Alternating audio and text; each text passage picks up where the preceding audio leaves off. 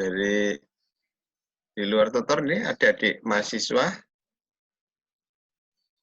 yang di luar pengelola pusat karir siapa aja ini hadir di sini.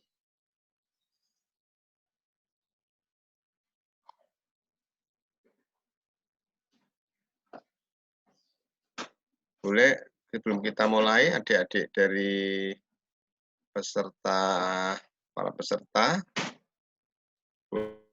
boleh masukan untuk pengembangan pusat karir seperti apa coba. Silakan bebas saja ya bicaranya.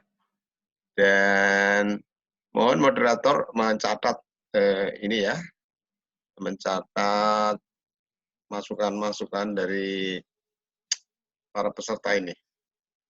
Ya, kami persilakan. Silakan, jangan malu-malu ya, menyampaikan gimana pusat karir itu baiknya apa, peranannya bagaimana. Silakan dah. Ya, monggo, adik.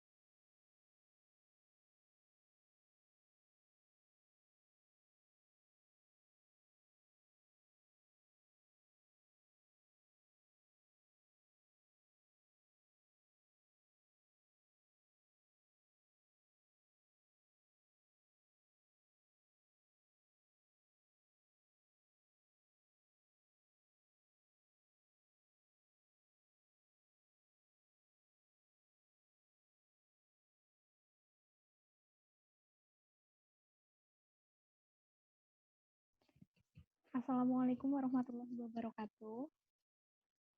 Selamat Waalaikumsalam. pagi teman-teman. Apa kabarnya hari ini? Udah pada sarapan belum ini?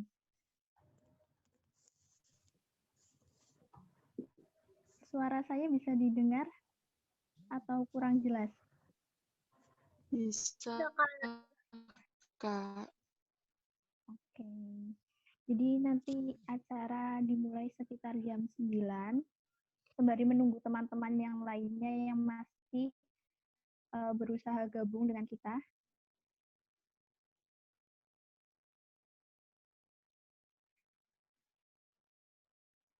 Nanti juga akan ada pemaparan sedikit mengenai pengenalan pusat karir dan bimbingan konseling kepada teman-teman.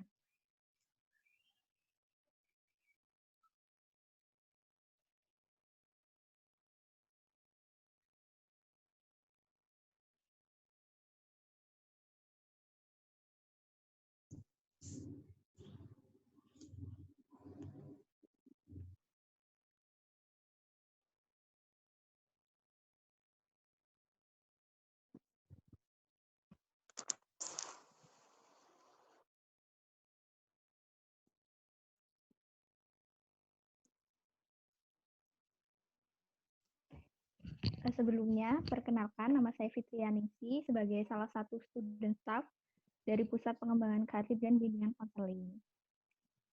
Nah, di sini udah pada tahu belum sih Pusat Pengembangan Karir dan Bimbingan Konseling itu apa? Mungkin teman-teman bisa nyalain kameranya aja dan hidupin aja audionya. Kita diskusi bareng dulu sebelum acara dimulai.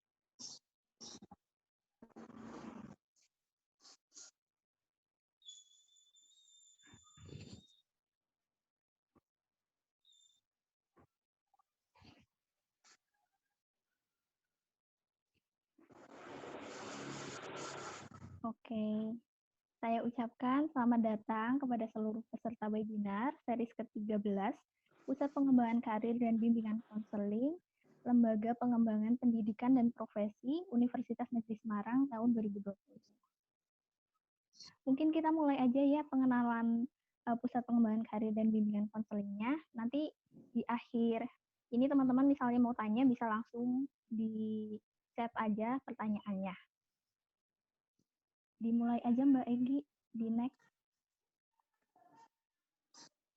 Jadi, Pusat Pengembangan Karir dan Bimbingan Konseling ini adalah lembaga yang berada di bawah Universitas Negeri Semarang yang memiliki visi dan misi, yaitu visinya menjadi pusat pengembangan karir dan bimbingan konseling yang unggul dan terdepan dalam rangka mempersiapkan mahasiswa dan alumni Universitas Negeri Semarang menghadapi persaingan dunia kerja yang mendukung pembangunan nasional dan kemajuan bangsa dan negara. Selanjutnya, misi Pusat Pengembangan Karir sendiri itu ada dua. Yang pertama adalah meningkatkan daya serap alumni Universitas Negeri Semarang terhadap dunia kerja meliputi instansi pemerintahan, berbagai lembaga, dunia usaha, dan dunia industri. Yang kedua, membantu mahasiswa dan alumni mengatasi hambatan pencapaian karir dan pengembangan diri melalui layanan bimbingan dan konseling. Selanjutnya, Mbak.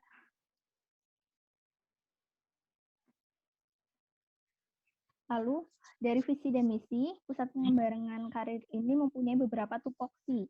Yang pertama adalah menyelenggarakan layanan konseling individual, klasikal, dan karir. Jadi teman-teman di sini yang ingin melakukan konseling, bisa banget datang ke Pusat Karir dan Bimbingan Konseling. Jadi bukan hanya di SMA atau di SMK teman-teman aja, tapi di universitas juga ada pusat yang membantu teman-teman untuk melakukan layanan konseling. Lalu yang kedua itu membantu pengembangan kepribadian, karakter, soft skill mahasiswa untuk mencapai catur sukses mahasiswa.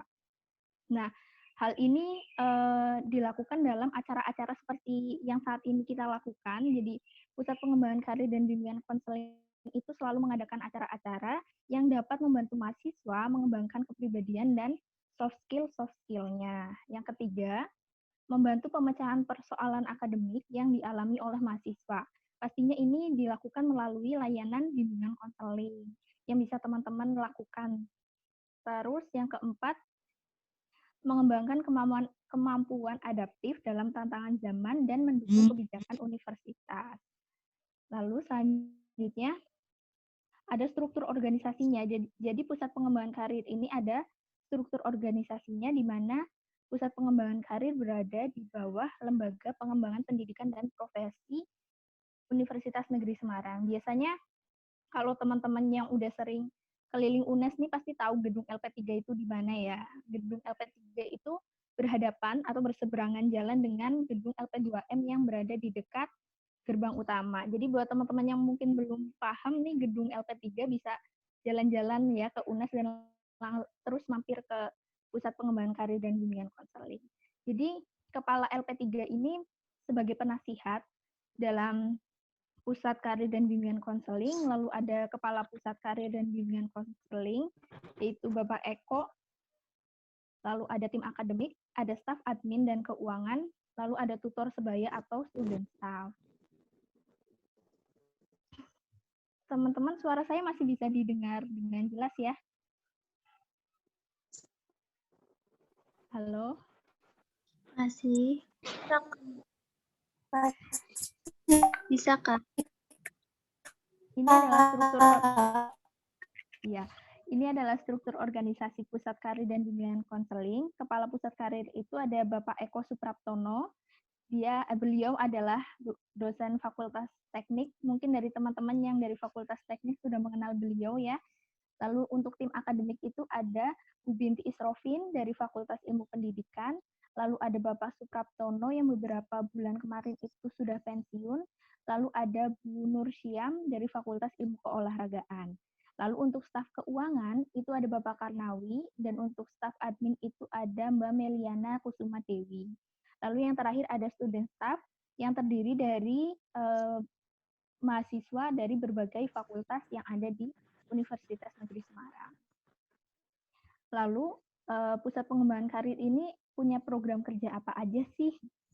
Teman-teman mungkin kepo ya, jadi kita sudah melakukan beberapa program kerja, salah satunya itu adalah pembekalan calon wisuda program sarjana.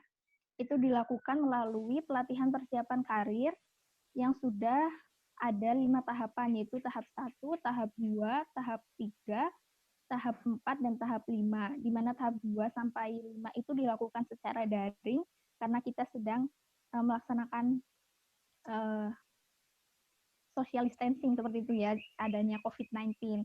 Lalu ada juga pelatihan soft skill yang terdiri dari pelatihan digital marketing, pelatihan personal branding, pelatihan digital literasi, dan juga pelatihan job interview dan etika dalam bekerja.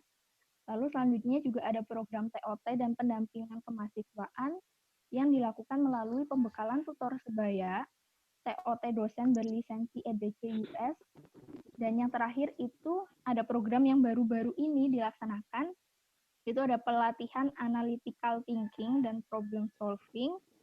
Lalu ada pekan layanan konseling yang ke-1, dan yang saat ini dilakukan adalah pekan layanan konseling kedua. Selanjutnya, ke depannya kita juga masih ada beberapa program kerja yang akan dilaksanakan. Mungkin teman-teman yang suka ikut webinar, jangan lupa ya untuk ikut beberapa acara yang akan kita laksanakan. Bisa next, Mbak Evi.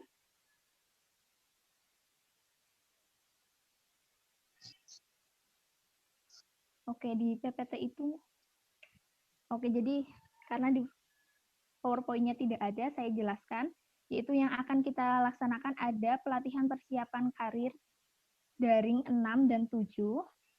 Lalu pelatihan soft skill yang terdiri dari pelatihan self-leadership, terus ada excellent in customer service, ada pelatihan attitude and work ethic dan juga ada pelatihan mengenali berbagai jenis psikotes.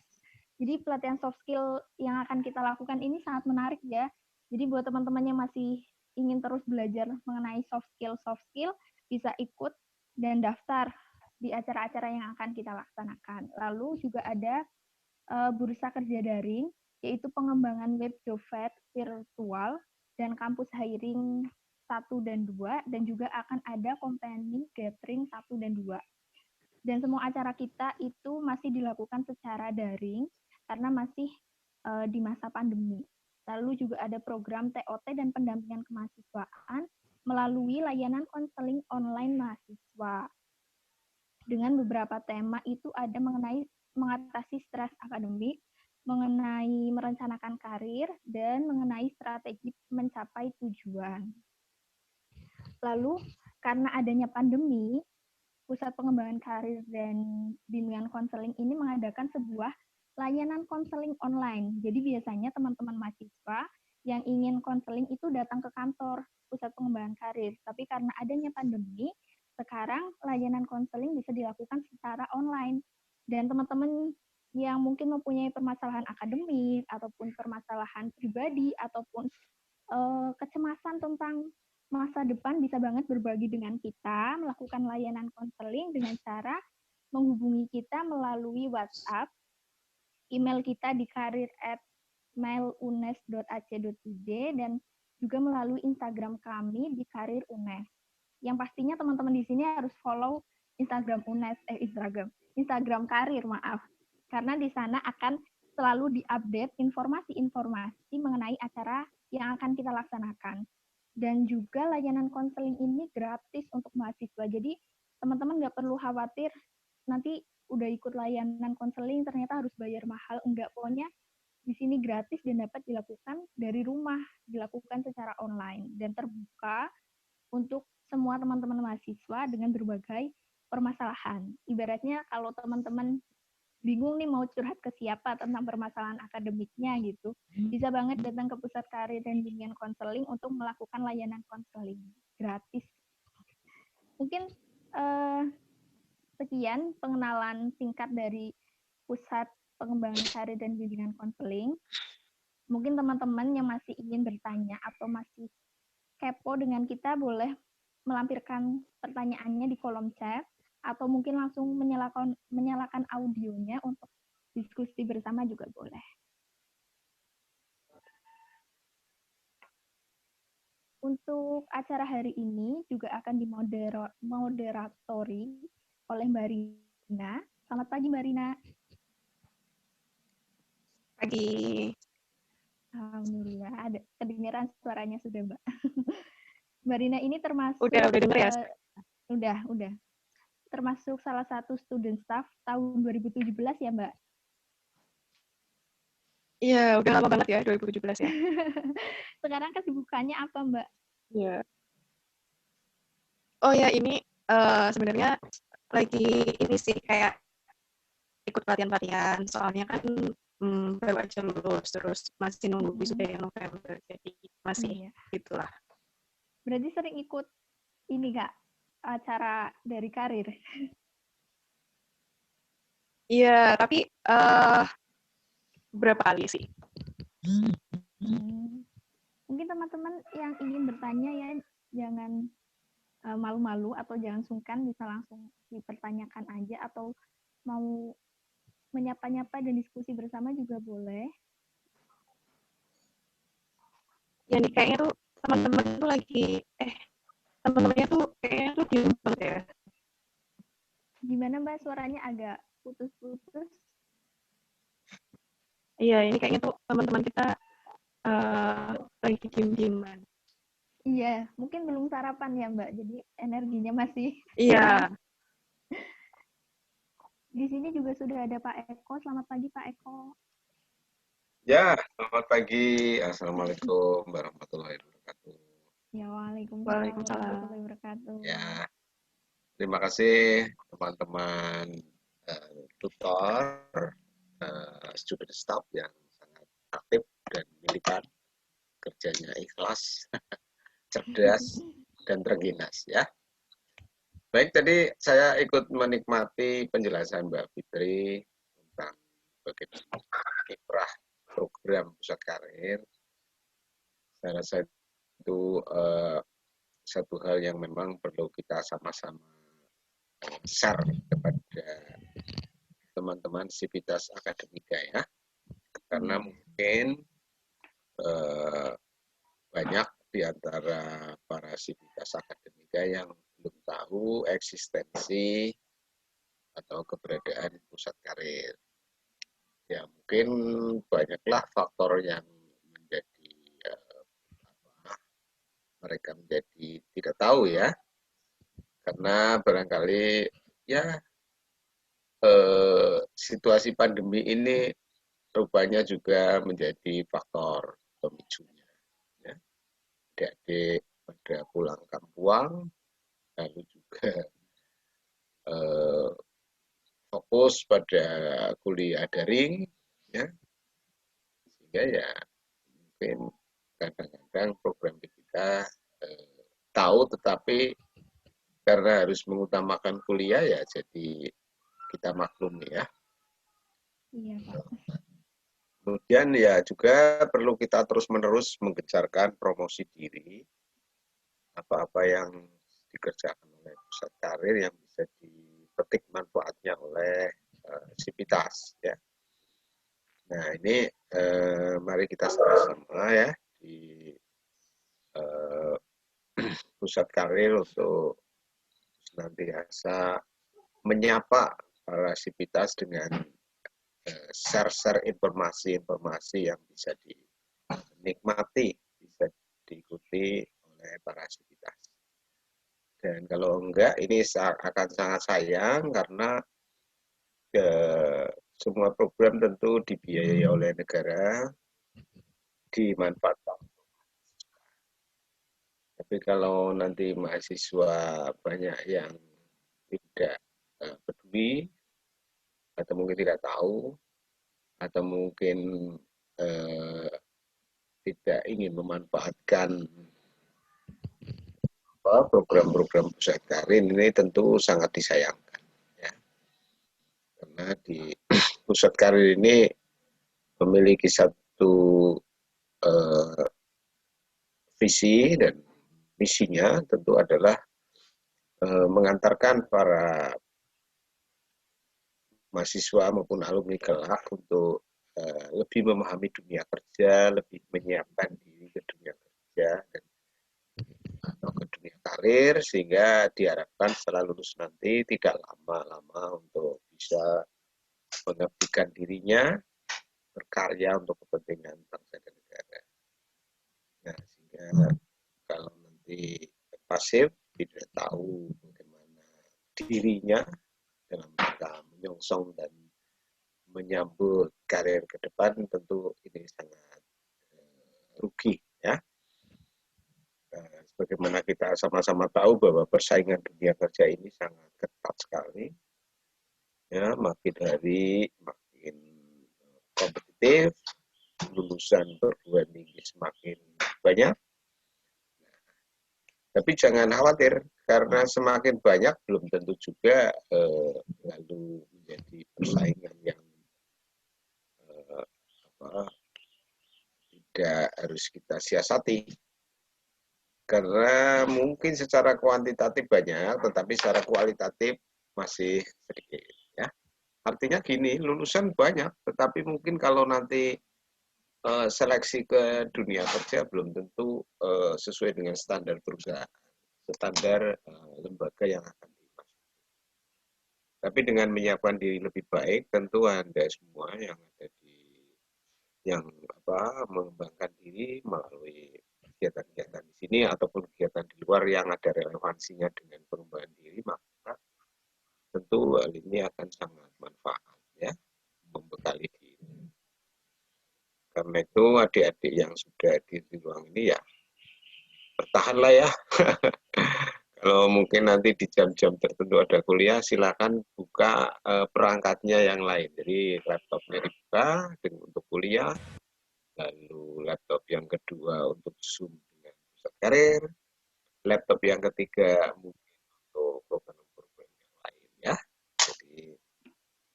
Nah, seperti itu. Nah, jadi sekira penjelasan dari Mbak Fitri sangat bisa dipahami oleh adik-adik mahasiswa atau sivitas yang mendengarkannya. Dan mungkin Mbak Fitri, mungkin kayak gini, itu program tadi perlu di-share di harian ya. Satu program di-share aja, nama program apa, misalnya konseling karir yang ke-1, share. Apa isinya, atau yang hari ini nanti hasil webinar ini bisa poin-poinnya aja di-share. Hari ini 5 poin, besok 5 poin, terus gitu aja ya. Sehingga itu bagi yang tidak bisa ikut itu akan juga menikmati gitu ya, tidak tertinggal. Karena itu saya mohon pada host untuk merecord ini dan nanti sewaktu-waktu bisa diunggah di YouTube ya. Karena webinar kita yang selama ini sudah ada ini kayaknya saya belum melihat di-share di YouTube secara intens ya. Jadi nanti kalau di-share di YouTube, siapapun di belahan dimanapun akan bisa ikut mengikuti lah, ikut menikmati program kami. Ya. Nah, untuk itu juga pada panitia, saya kira ini nanti tolong dicek ya. Itu tadi suara nanti yang calon moderatornya Mbak siapa? Mbak Rina ya? Iya, Mbak Rina itu kelihatannya suaranya ini ya, agak tidak full gitu. Mungkin sinyalnya di situ. Atau apa ya. Nanti coba dicek supaya di dalam memoderatori ini suasananya secara teknis lancar. Ya. Iya, Pak. Kemudian tadi ditawarkan kepada para mahasiswa untuk approach ya ke pusat karir, merapat untuk konseling diri. Nah ini harus dibongkar total mindset tentang konseling ya. Kalau konseling di SMA itu lebih banyak menjurus ke arah konseling problem. Ya. Tapi kalau di perguruan tinggi sudah tidak lagi.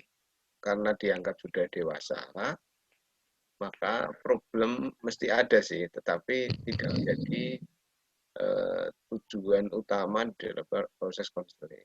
Konseling di perguruan tinggi lebih banyak tadi sudah disebut mengedepankan pengembangan potensi diri. Jadi memang kalau orang tahu tidak tahu potensinya itu rugi juga, ya. Tapi ya juga ada yang sudah tahu potensinya, tetapi tidak mau mengembangkan. Ya, punya bakat bagus sekali, tetapi tidak dikembangkan. Kemudian punya kapasitas kompetensi yang bagus, tapi tidak dikembangkan. Itu sebenarnya ya problem sih ya, problem itu. Eman-eman karunia dari Allah Subhanahu wa taala yang melekat pada diri sendiri tidak dioptimalkan. Ini kan satu kerugian yang menurut saya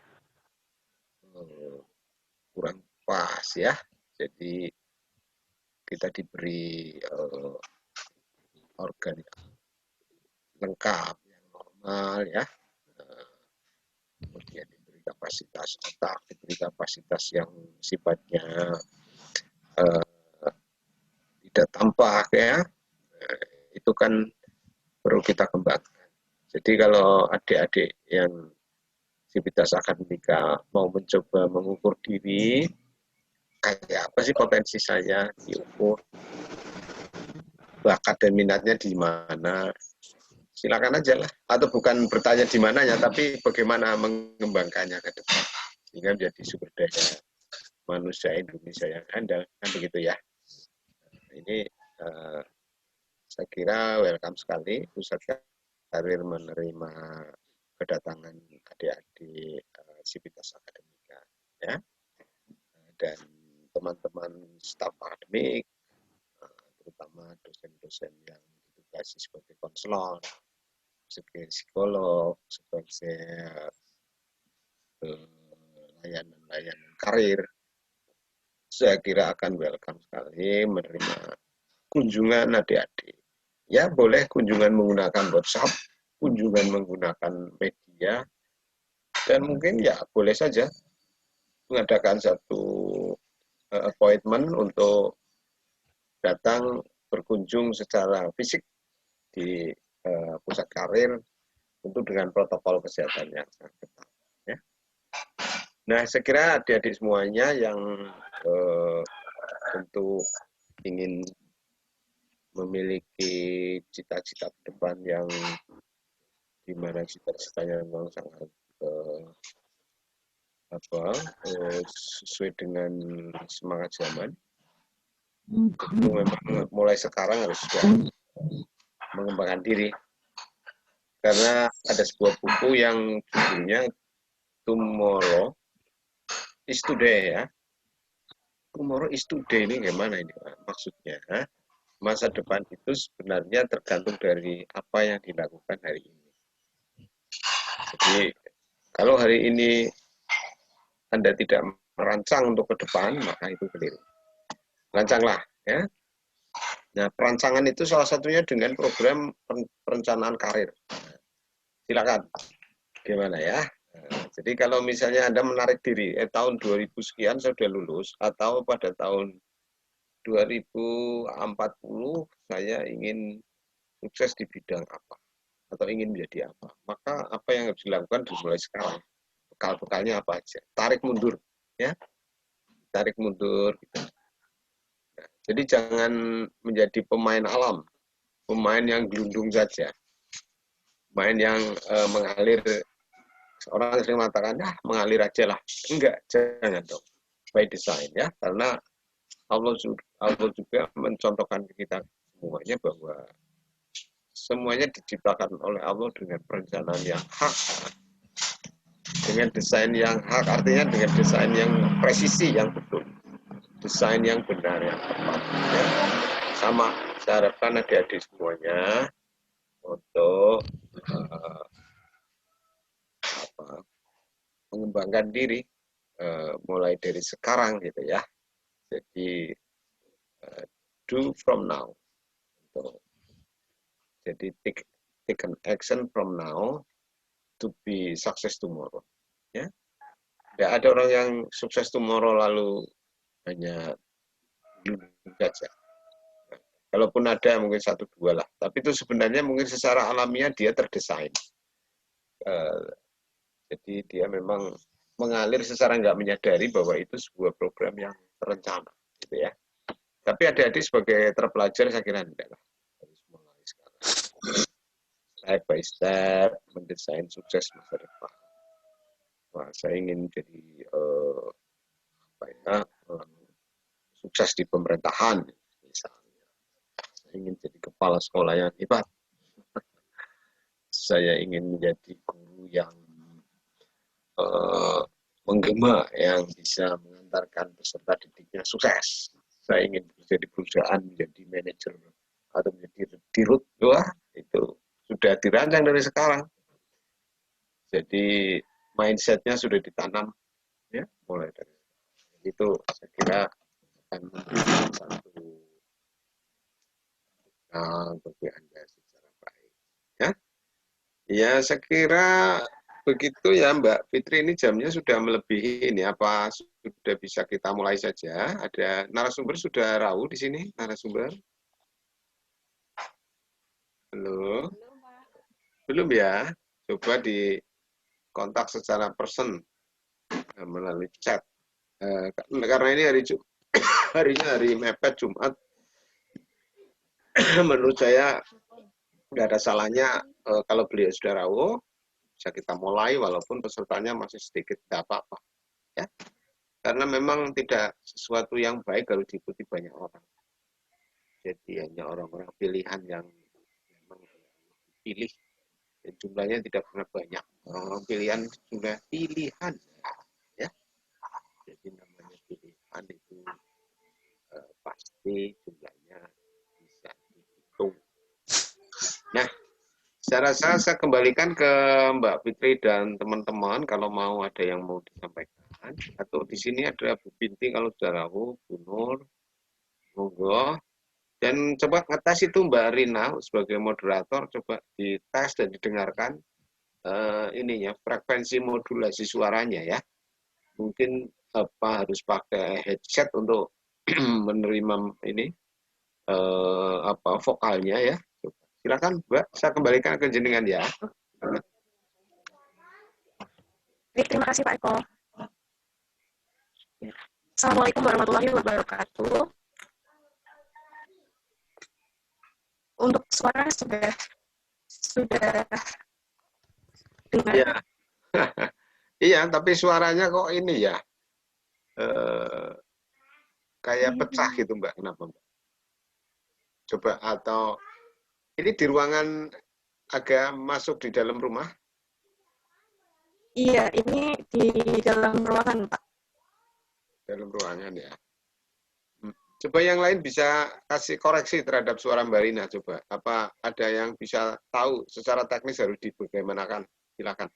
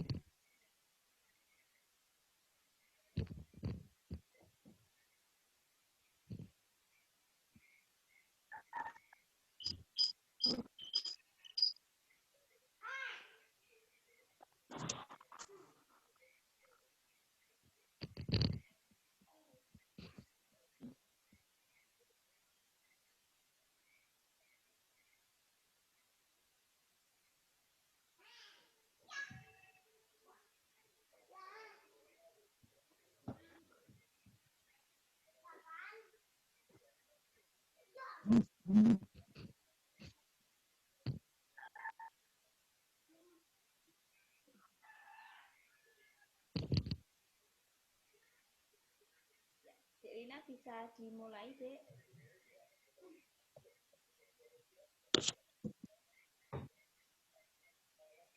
Baik, bismillahirrahmanirrahim. Saya mulai ya. Assalamualaikum warahmatullahi wabarakatuh. Selamat pagi. Salam sejahtera bagi kita semua. Yang terhormat Bapak Dr. Eko Supraptono, MPD selaku Kepala Pusat Karir dan BK UNEX. Yang saya hormati Bu Binti Isrofin, MPD, dan Bu Nursiam, MPD selaku tim akademik.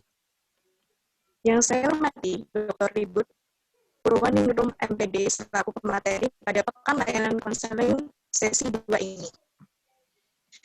Tak lupa teman-teman yang berbahagia yang sudah menyempatkan diri untuk bergabung bersama kami. Selamat datang. Perkenalkan, nama saya Rina Sugisiana. Saya selaku moderator dalam acara hari ini, dan kali ini saya akan membacakan susunan acara pada pagi hari ini. Acara yang pertama adalah pembukaan, acara yang kedua laporan kegiatan oleh tim akademik, acara yang ketiga sambutan oleh Kapus Karir sekaligus membuka acara secara resmi, acara yang keempat penutup, acara yang kelima penyampaian materi, acara yang terakhir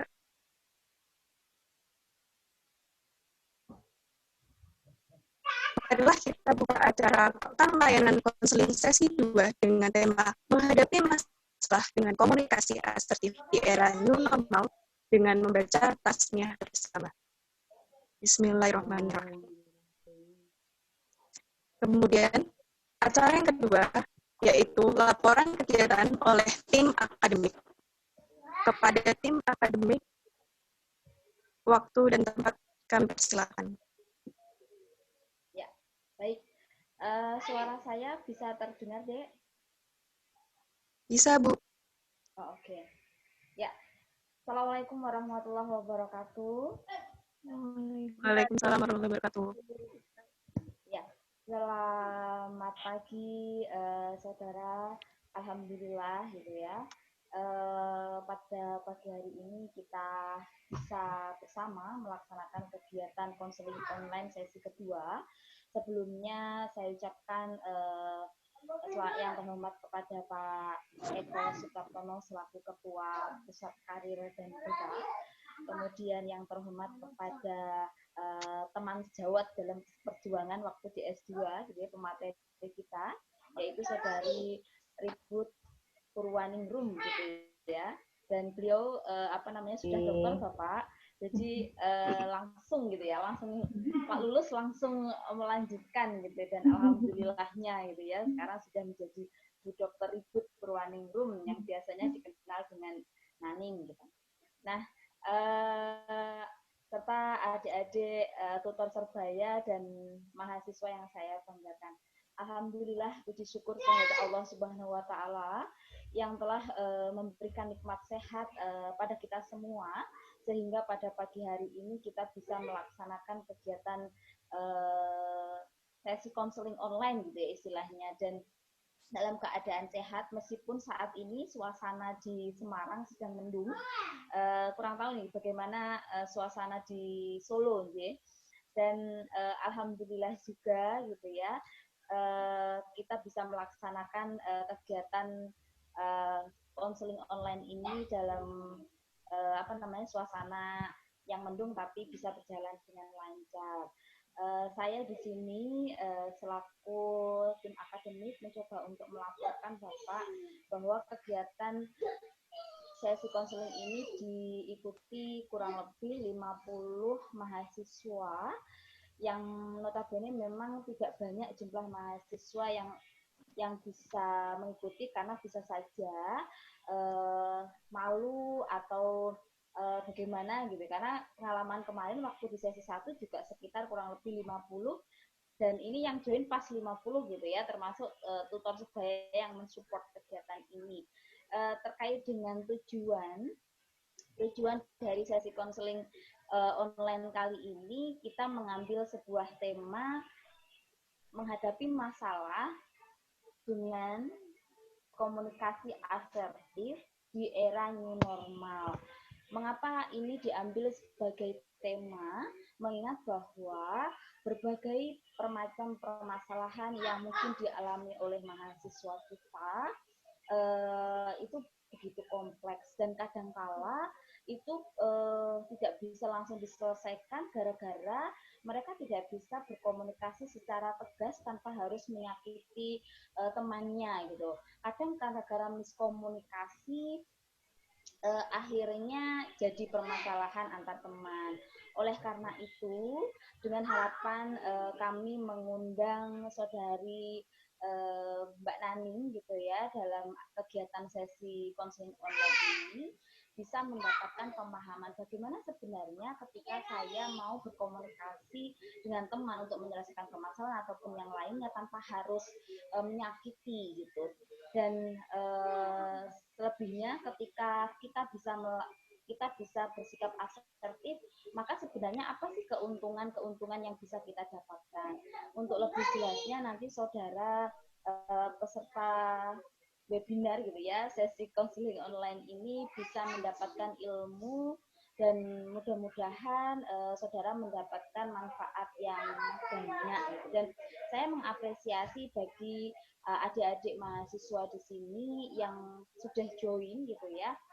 Manfaatkan kesempatan ini dengan baik, boleh nanti sharing gitu ya, bukan berarti nanti masalah yang akan disaringkan di sini disebar luaskan, tidak, tetapi lebih kepada bagaimana kita bisa berbagi dan bagaimana kita bisa mendapatkan pengalaman dari kegiatan ini gitu. Tentunya kegiatan ini tak lepas dari adik-adik tutor sebaya yang mensupport mulai dari flyer, mulai dari co-host, mulai dari tadi yang mengisi sebelum kegiatan. Saya ucapkan terima kasih gitu ya, dan selamat menikmati gitu ya, selamat mendapatkan ilmu yang bermanfaat, dan itu yang dapat saya sampaikan Bapak. Sekian dari saya. Sekian, wassalamualaikum warahmatullahi wabarakatuh. Waalaikumsalam warahmatullahi wabarakatuh. Terima kasih kepada Bu Binti Isrofin selaku tim akademik dari Pusat Karir. Selanjutnya, acara selanjutnya yaitu sambutan oleh Kapus Karir sekaligus pembuka acara pada pagi hari ini kepada Bapak Dr. Eko Supraptona MPD, kami silakan. Baik, terima kasih. Bismillahirrahmanirrahim. Assalamualaikum warahmatullahi wabarakatuh. Waalaikumsalam warahmatullahi wabarakatuh. Alhamdulillah. Wa syukurillah wa ni'matillah la haula wa la quwata illa billahil Allahumma shalli ala Muhammad wa ala alihi washabihi ajmain. Yang kami hormati Ibu tadi lebih ini tepat dipanggil Mbak ya. Mbak Dr. Ibu Purwaningrum yang tadi sering diberi dipanggil akrab oleh Bu Binti sebagai Mbak Naning ya. Ya. Selamat datang Sugeng Rawuh di forum webinar Pusat Karir ya. Terima kasih Pak Eko. Salam kenal dari kami semua di Pusat Karir UNES. Kemudian yang kami banggakan adik-adik mahasiswa peserta webinar yang merupakan webinar yang kesekian kali ini ya, yang ke-13 kali kita menyelenggarakan kegiatan dalam rangka pengembangan para mahasiswa dan alumni. Kemudian para tim akademik ada Bu Binti Sofin, ada Mbak Nur, teman-teman yang lain, dan juga para staf, student staff atau tutor sebaya, para admin dan juga para supporter ya. Kemudian ya tak lupa kepada juga para sponsor yang telah memberikan dukungan, dalam hal ini sponsor utama adalah LP3. Baik, mari kita panjatkan puji dan syukur kehadirat Allah Subhanahu wa taala atas segala nikmat dan karunia-Nya. Kita diberikan kesempatan, kesehatan dan waktu untuk sama-sama mengikuti program Pusat Karir yang pagi ini digelar dengan topik yang sangat relevan dan menarik, yaitu menghadapi masalah dengan komunikasi asertif di era new normal.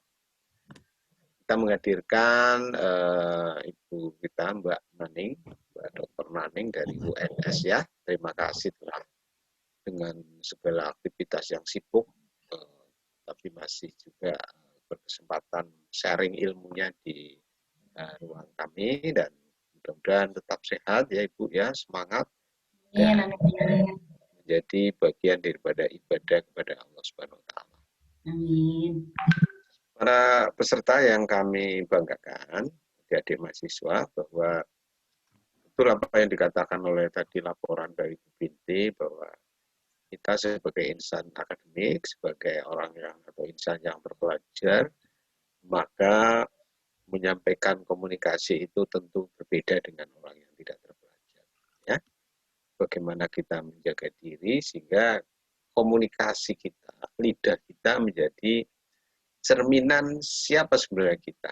Ya, kalau kita caranya sembarangan, tidak menggunakan satu pola kesantunan, tidak menggunakan kecerdasan, tidak menggunakan tata krama, itu tentu akan memalukan ya, karena kita sebagai orang yang terpelajar tentu adalah diharapkan menjadi orang yang baik, dan itu juga tuntutan agama, karena orang-orang yang tutur katanya baik itu sudah dinas itu di dalam Al-Quran juga ya, bahwa kita oleh Allah itu dilarang berkata buruk, mengolok-olok, dilarang juga menciderai orang lain. Itu ada di dalam Al-Quran. Silakan nanti dicari ayatnya yang tepat ya.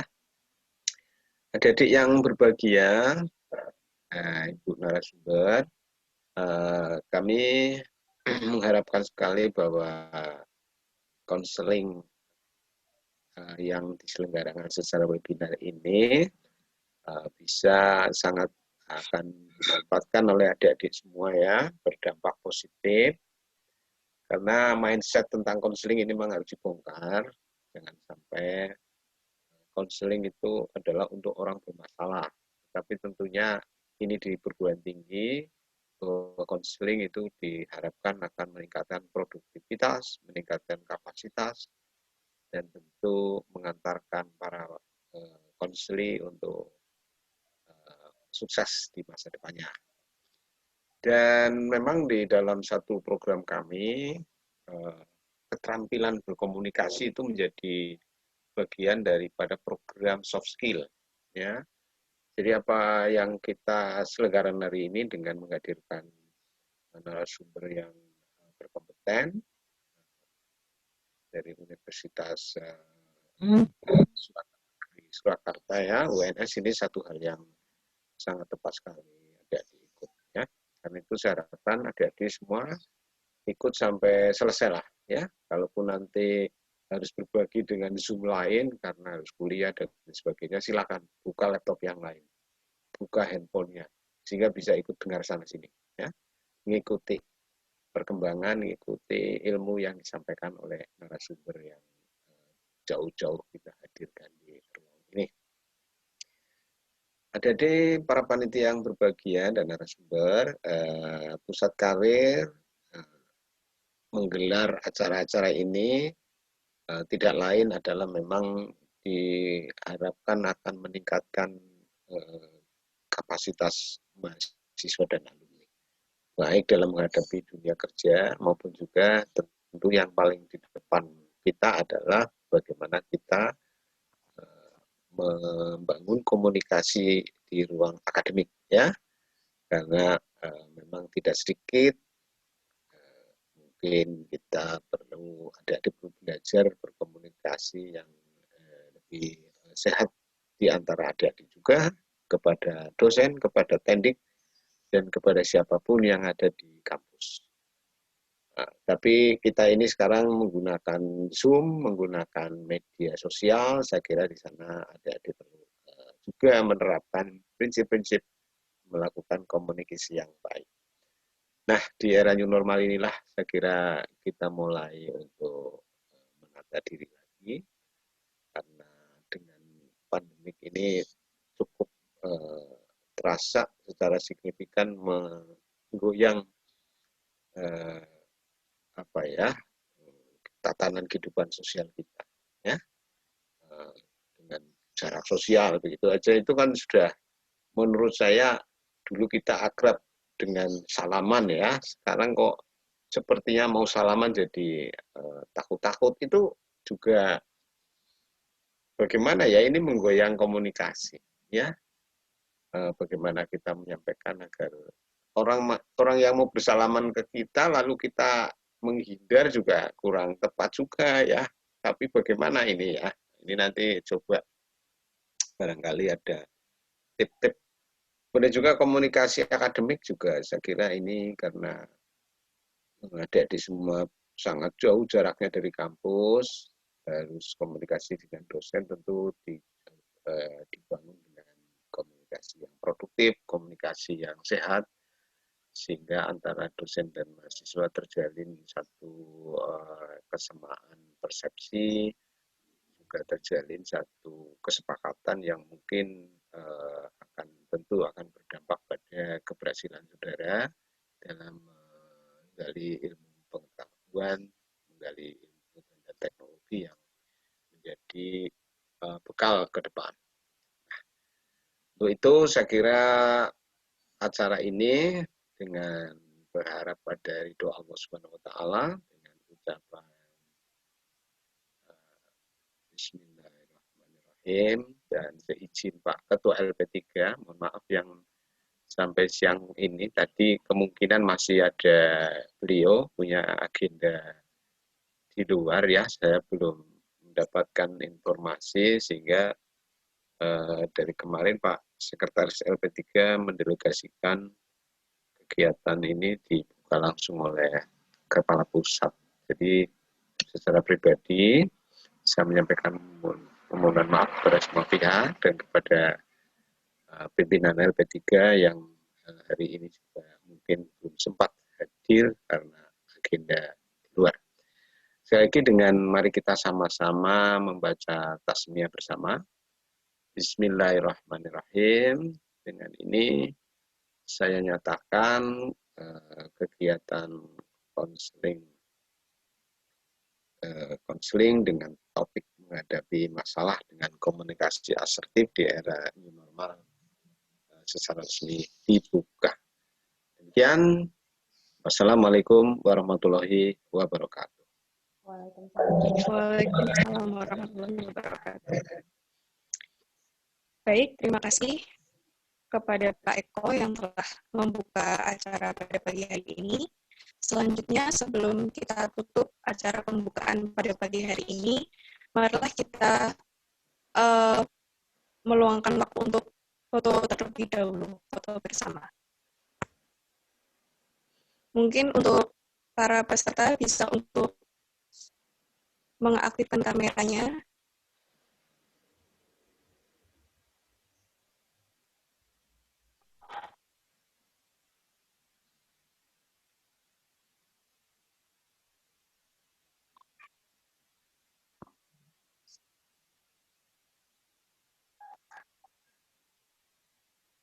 Oke, jika sudah semua, saya akan memberikan aba-aba untuk berpose ya.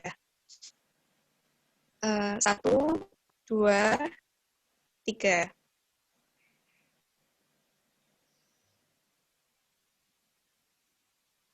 Ya. Mungkin sekali lagi, ya. 1, 2, 3.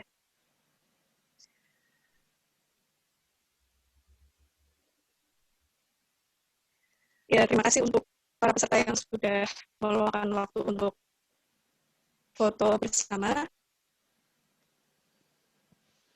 Cukup nggih.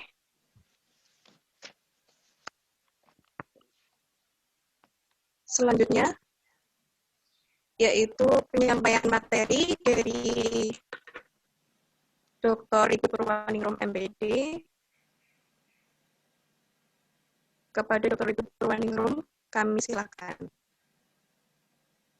Terima kasih Mbak Rina. Selamat pagi, apakah Ya, suara saya sudah bisa terdengar dengan jelas Mbak Rina? Mewakili rekan-rekan yang lain? Bisa. Oh, Sudah okay. bisa, Bu.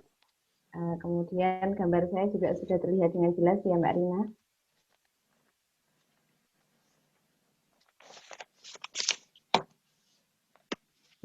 Selamat pagi, Assalamualaikum warahmatullahi wabarakatuh. Waalaikumsalam warahmatullahi wabarakatuh. Pak Eko, Bu Binti, matur nuwun atas undangannya yang diberikan kepada saya. Ini merupakan sebuah semacam kehormatan untuk saya, Pak Eko dan Bu Binti, karena terus terang saja memang baru sekali menikah ketemu dengan Pak Eko, nih Pak Eko. Salam kenal. Semoga nanti apa yang saya sampaikan, apa yang saya berikan ini bisa memberikan manfaat untuk adik-adik utamanya, kemudian untuk Pusbang Karir dan BK di UNES pada khususnya. Kemudian kalau dengan Bu Binti memang hubungan kami cukup baik sejak S1 dan S2 berada di alma mater yang sama. Kalau dengan Pak Eko baru kita pertama kali bertemu, tetapi tidak menutup kemungkinan untuk nanti bertemu di lain-lain waktu Pak Eko, karena kebetulan saya sendiri di UNS juga berada di, kalau di tempat kami namanya CBC Pak Eko, Career Development Center, betul. Saya sendiri menjadi salah satu bagian dari divisi konselingnya di CBC itu. Jadi kalau sudah bertemu seperti ini kemungkinan nanti bisa saling barter, ngatain ya Pak Eko. Kalau tidak seperti ini mungkin saya sudah berada di Semarang, tetapi karena kondisinya memang sedang pandemi, sehingga alhamdulillah bisa bertemu dengan lebih efektif, lebih efisien, meskipun tadi Pak Eko Dawo tidak bisa langsung berjabat, tidak bisa langsung memegang, tidak bisa langsung bertatap muka, begitu. Insya Allah tidak mengurangi makna dari proses atau kegiatan pagi ini, begitu Pak Eko. Kemudian saya mohon izin untuk menyampaikan materi. Materi saya buat dengan sesederhana mungkin, yang insya Allah nanti bisa diikuti oleh adik-adik yang ada di sini dengan mudah dan juga bisa diterapkan dengan mudah. Bahkan tidak harus melalui proses konseling, asertif atau komunikasi dengan jujur, komunikasi untuk mempertahankan hak-hak pribadi tanpa menyakiti orang lain, itu bisa diterapkan dalam kehidupan sehari-hari. Apunten Pak Eko, saya mohon izin untuk share screen. Iya, ini Mbak Naning, saya nuwun sewu nggak bisa ikut sampai finish karena juga ada Zoom lain yang wajib saya ikuti. Iya Pak Eko, bisa Oke, dipahami. matur sekali ya. Saya yang Lanjutkan. terima kasih Pak Oke, Eko, monggo. ngapunten. Oke, tapi saya ikut mendengarkannya. Hanya saya Oke. mungkin saya buka perangkat lain untuk kerja. Oke, Betul Pak monggo. Eko, karena memang undangan Zoom-nya di jam yang sama bisa sampai beberapa Zoom, ngaten nggih Pak Eko, mboten menapa. Saya sudah sangat berterima kasih karena diajak untuk dipercaya untuk membantu memberikan materi hari ini. Monggo Pak Amin, Eko. amin. Nggih, monggo. Mohon Ya. izin saya share screen, Mbak Rina dan adik-adik mungkin bisa membantu saya untuk melihat apakah screen saya sudah muncul di layar masing-masing. Oke, sudah. Sudah, Kak. Oke, nggih. Saya coba untuk slideshow dulu supaya lebih jelas.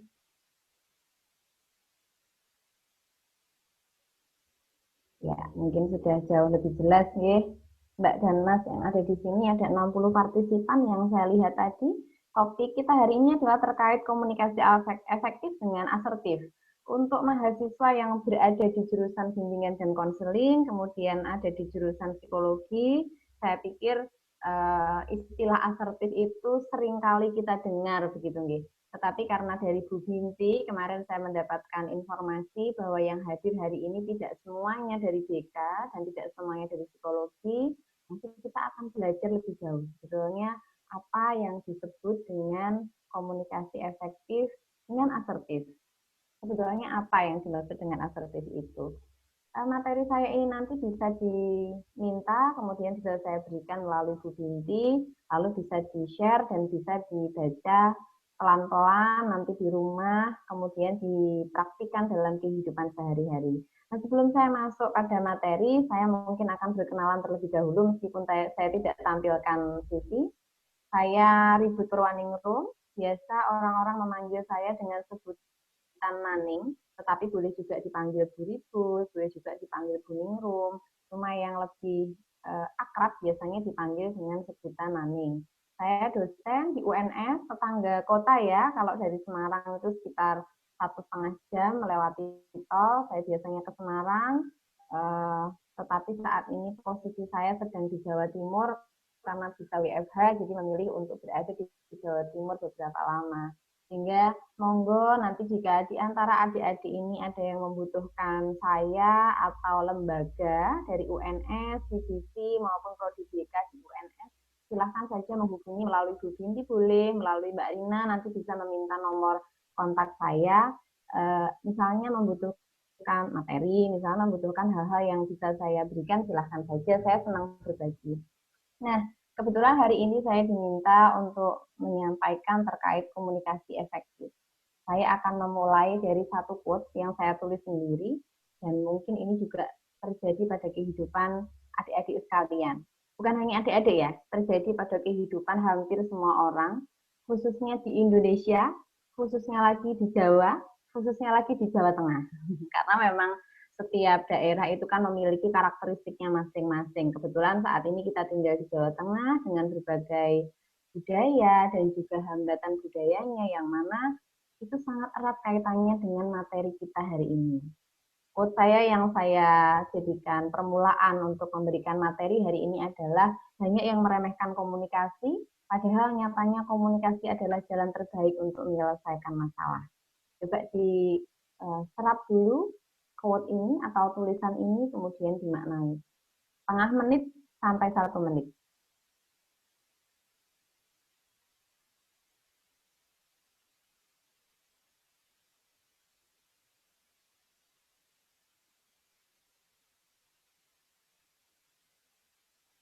Ya, sebelum saya lanjut pada slide berikutnya, saya ingin 1-2 mahasiswa menyampaikan makna dari apa yang saya tulis ini. Coba siapa ya yang berkenan untuk membantu saya menyampaikan makna atau pemerolehan makna dari kalimat ini? Monggo. Boleh Mbak, boleh Mas.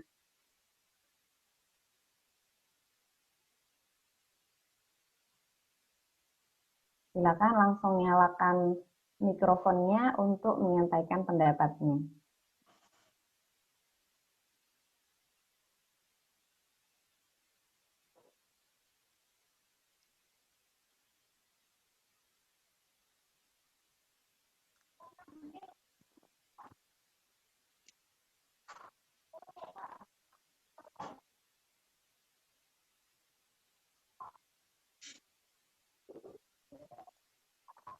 Monggo, silakan.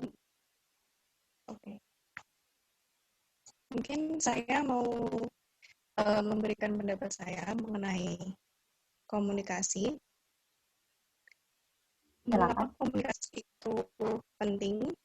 Karena menurut saya terkadang kita itu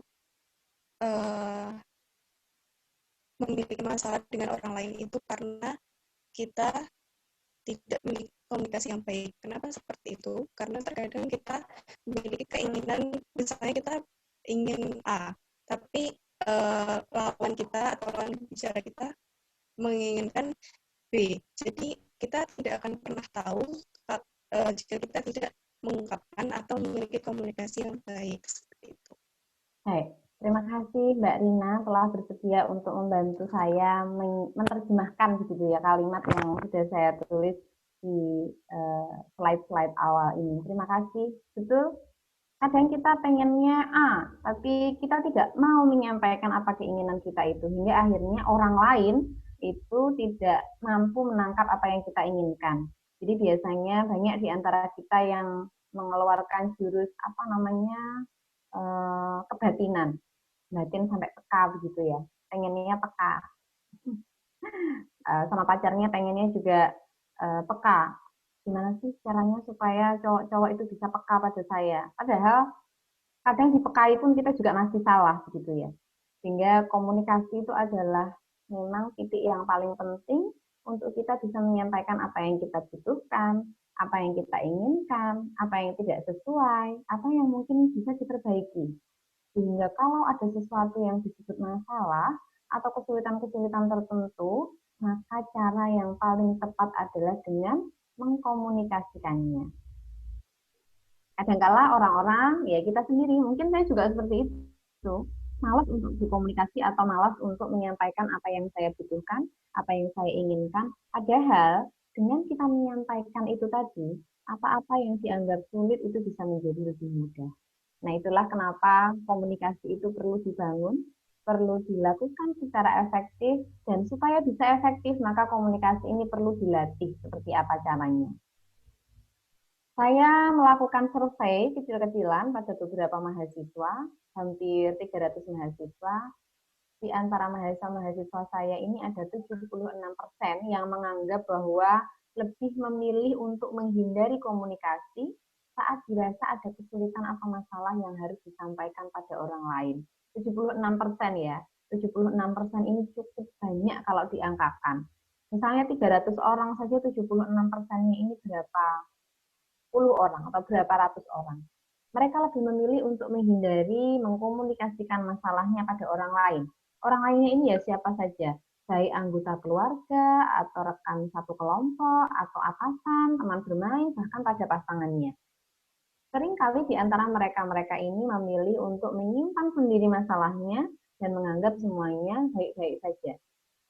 Ada hal khusus yang kemudian saya temukan, di antara 76% mahasiswa ini yang sekitar 50% lebihnya adalah perempuan.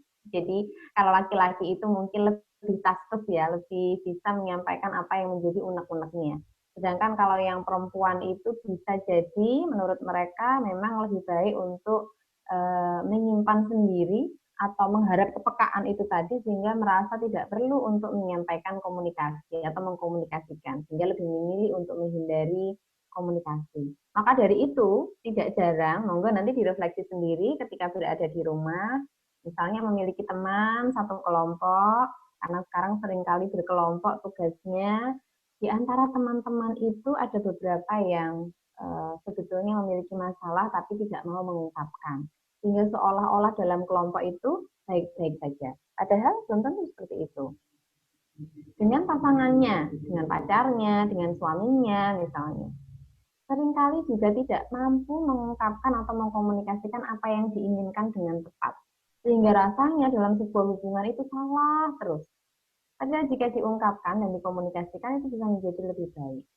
Dengan orang tua, nah kalau dengan orang tua ini seringkali ya, saya sendiri menjadi orang tua itu juga seringkali merasakan dulu ketika menjadi anak, sekarang pun juga masih menjadi anak, untuk mengkomunikasikan apa yang saya butuhkan pada orang tua itu rasanya sulit sekali.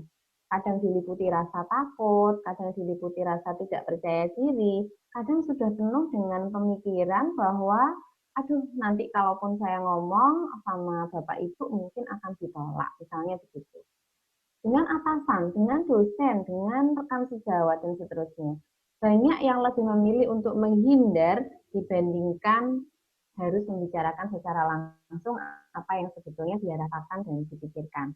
Silakan nanti direfleksi sendiri apakah Mbak dan Mas yang ada di sini termasuk yang 76% ini yang memilih untuk menghindar atau termasuk yang 24 sisanya memilih untuk langsung membicarakan. Bisa saling diskusi nanti. Antara yang 76% dan 24% ini seperti apa hasil akhirnya? Apakah kalau memiliki masalah, yang 76% ini sama cara menghadapinya seperti yang 24%? Bagaimana perkembangan permasalahan berikutnya? Ini sebetulnya terjadi pada kehidupan sehari-hari.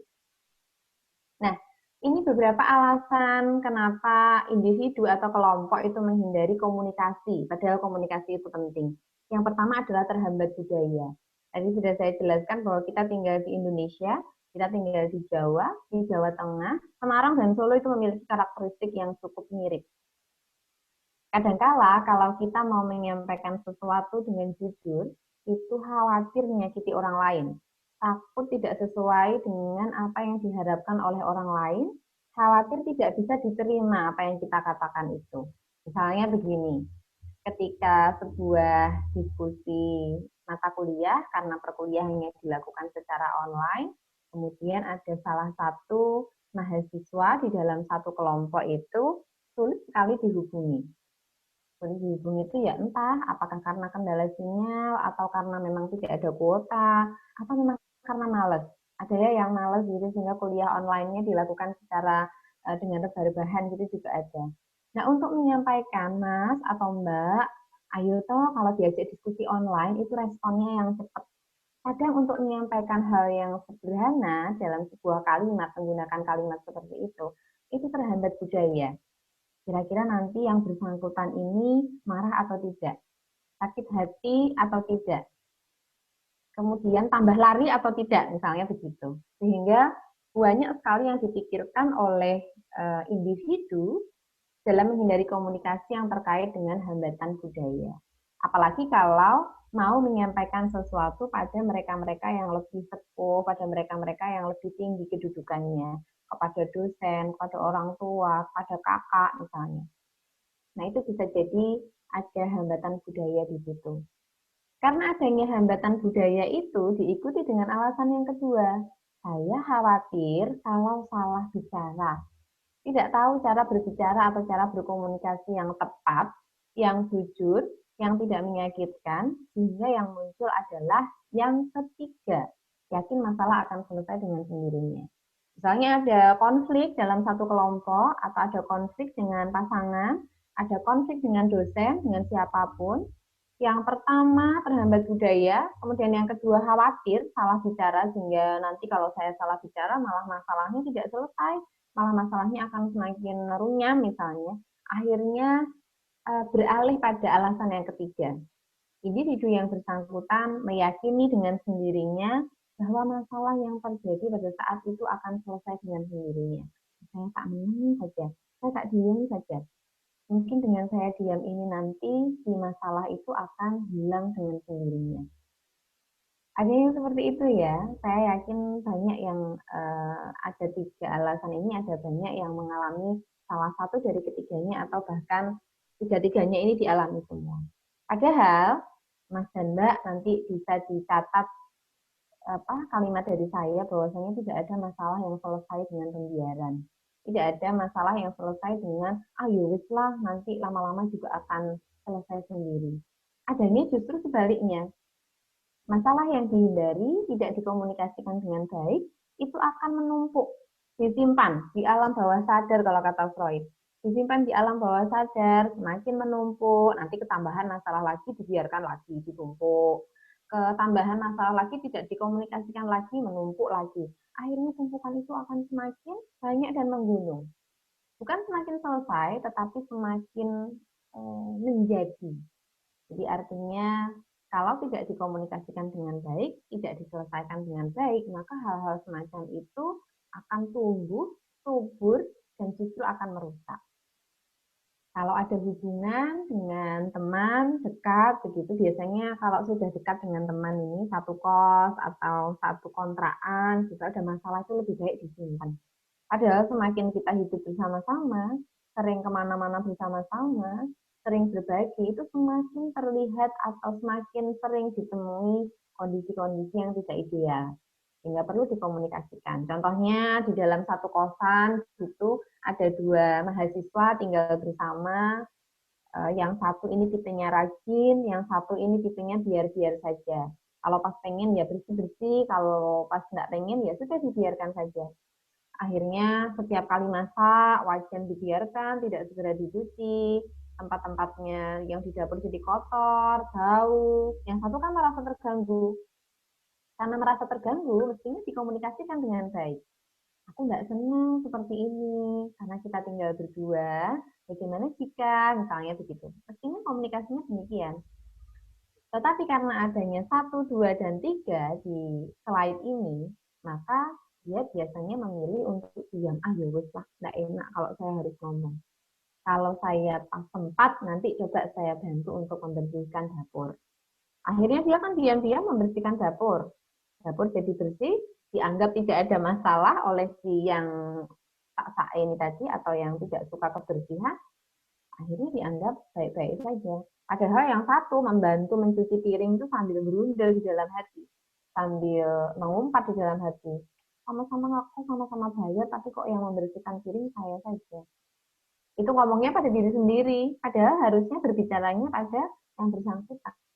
Supaya yang bersangkutan ini tahu maksudnya apa, bagaimana baiknya, lalu apa yang harus ia lakukan ke depannya.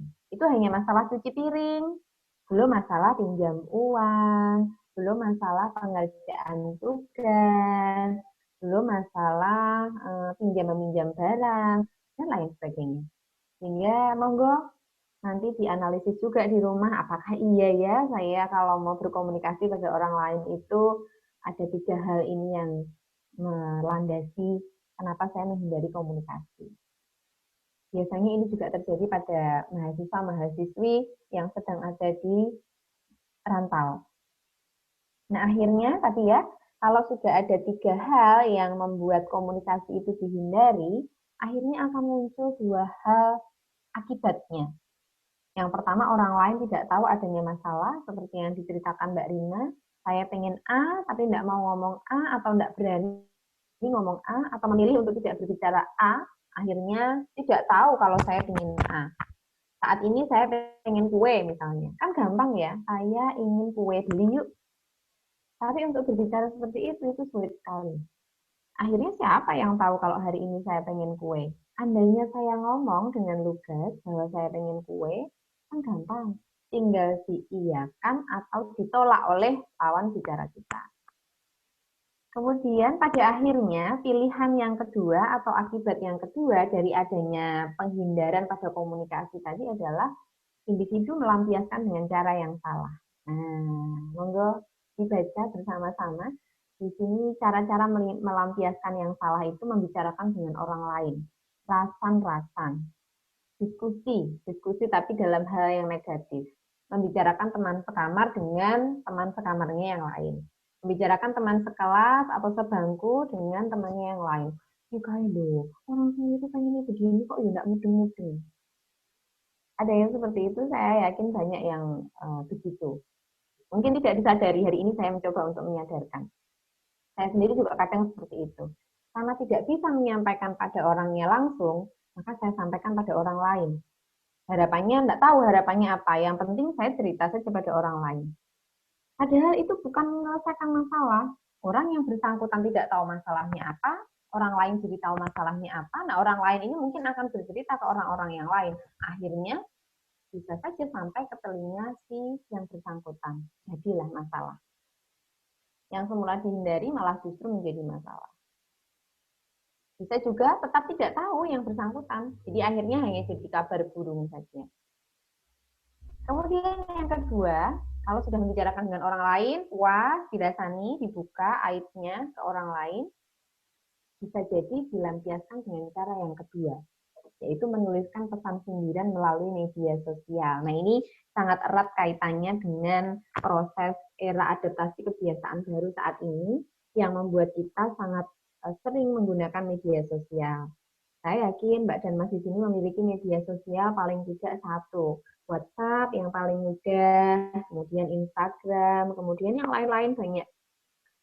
Biasanya kalau secara umum media sosial itu digunakan dengan tujuan untuk bisa berbagi informasi. Kalau ada yang jualan bisa digunakan untuk jualan, bisa digunakan untuk membangun komunikasi. Tetapi kadangkala karena tidak mampu mengkomunikasikan dengan baik masalah-masalah yang dialami, bisa jadi media sosial ini menjadi media untuk mengungkapkan kekesalan. Disindir di WhatsApp Story atau IG Story-nya dengan tanda seru yang banyak, dengan emot-emot yang menyebalkan, dengan kalimat-kalimat yang pedas. Harapannya orang yang bersangkutan ini tersindir atau sakit hati. Kemungkinannya tentu saja dia orang yang bersangkutan bisa sakit hati benar, bisa kesindir. Muncul masalah baru. Hanya karena tidak bisa mengungkapkan secara asertif atau secara efektif. Muncul masalah yang lain juga, yang disindir tidak kerasa, yang kerasa justru orang lain. Misalnya mau menagih utang. Nagih utang itu kan sebetulnya gampang. Siapa yang utang, kemudian ditagih pada yang bersangkutan, selesai. Tinggal nanti dua kemungkinannya dibayar atau belum dibayar. Tetapi kalau nulis sindiran di media sosial, yang punya utang mungkin tidak kerasa, tetapi yang lain-lain, teman-temannya yang lain itu yang kerasa. Bersih-bersih tadi itu kasusnya yang mencuci piring itu. Temannya yang bersangkutan tidak kerasa, orang lain yang kesindir. Misalnya begitu. Pasti banyak yang semacam itu. Monggo nanti dicek lagi media sosialnya apakah masih banyak atau ada tulisan-tulisan seperti yang saya ceritakan ini tadi. Nah, kemudian yang ketiga, menyimpan sendiri dan berupaya melupakan. Kalau ini yang tadi juga saya jelaskan, yuslah, enggak apa-apa. Biar saya saja yang tahu masalahnya seperti apa. Dia enggak perlu tahu. Ini cuma masalah kecil.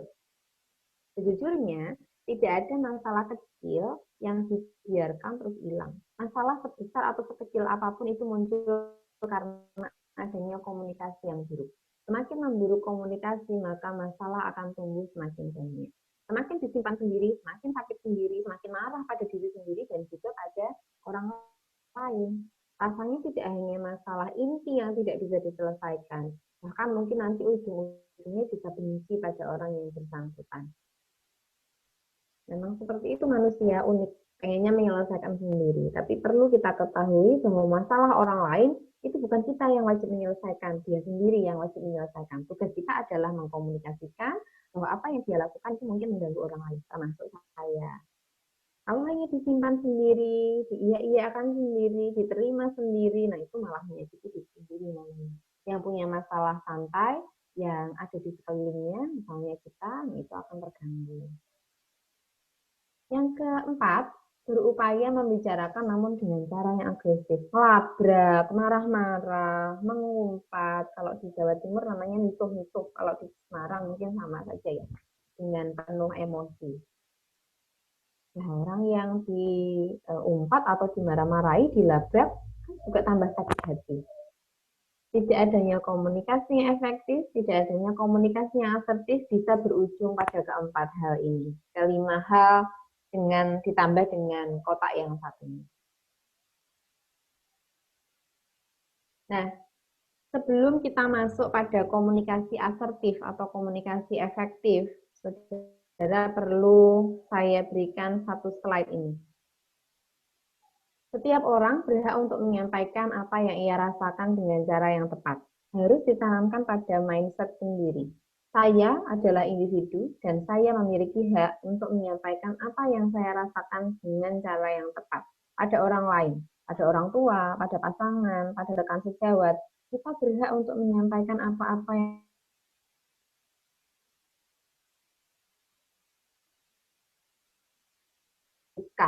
saya tidak berkenan. Kalau memang tidak sesuai dengan diri saya bisa menolak.